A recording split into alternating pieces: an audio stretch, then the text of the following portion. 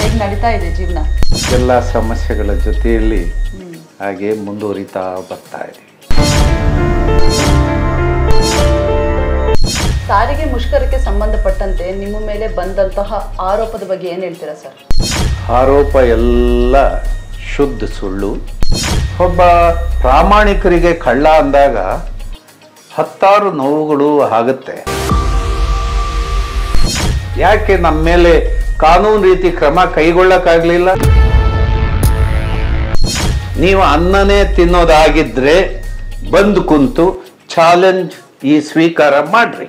ಇಲ್ಲದೆ ಇದ್ರೆ ಬಾಯಿ ಮುಚ್ಕೊಂಡು ಹೆಂಗೆ ಈಗಿದಿರೋ ಹಂಗಿರಿ. ಸಾರಿಗೆ ನೌಕರರಿಗೆ ನ್ಯಾಯ ಒದಗಿಸ್ಬೇಕು ಅಂತ ಹೋದಂತಹ ಕೋಡಿಹಳ್ಳಿ ಚಂದ್ರಶೇಖರ್ಗೆ ಅನ್ಯಾಯ ಆಯ್ತಾ? ನನ್ಗೇನು ಅದು ಅನ್ಯಾಯ ಅಂತ ಹೇಳಿ ಅನ್ಸೋದಿಲ್ಲ.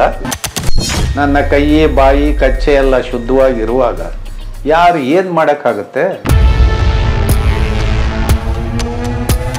ಮತ್ತೊಂದು ದೊಡ್ಡ ಪ್ರತಿಭಟನೆಗೆ ಎಲ್ಲ ಸಿದ್ಧತೆಗಳು ಆಗ್ತಾ ಇದೆ.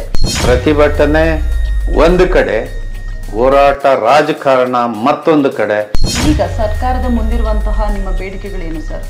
ಸಿದ್ದರಾಮಯ್ಯನವರೇ, ತಮ್ಮ ಖಜಾನೆಗೆ ದುಡ್ಡು ಮುಖ್ಯನ ಹೊರತು ರೈತರಲ್ಲ ಅನ್ನೋದನ್ನ ನೀವು ಕಾಂಗ್ರೆಸ್ನವ್ರು ಸಾಬೀತು ಮಾಡಿದ್ರಿ. ನೀವು ರೈತರನ್ನ ಕೊಂದ್ರಿ, ರೈತರನ್ನ ಕೃಷಿಯಿಂದ ಆಚೆಗೆ ತಳ್ಳಿದ್ರಿ, ರೈತರ ಬಾಯಿಗೆ ವಿಷ ಹಾಕಿದ್ರಿ. ಇದು ನಿಮ್ಮ ಸಾಧನೆನಾ? ಸರ್, ನೀವು ರಾಜಕೀಯ ಪಕ್ಷ ಕಟ್ತಾ ಇದ್ದೀರಾ? ಕಟ್ಲೇಬೇಕಮ್ಮ. 28ಕ್ಕೆ ನಾವೇ ಸರ್ಕಾರ.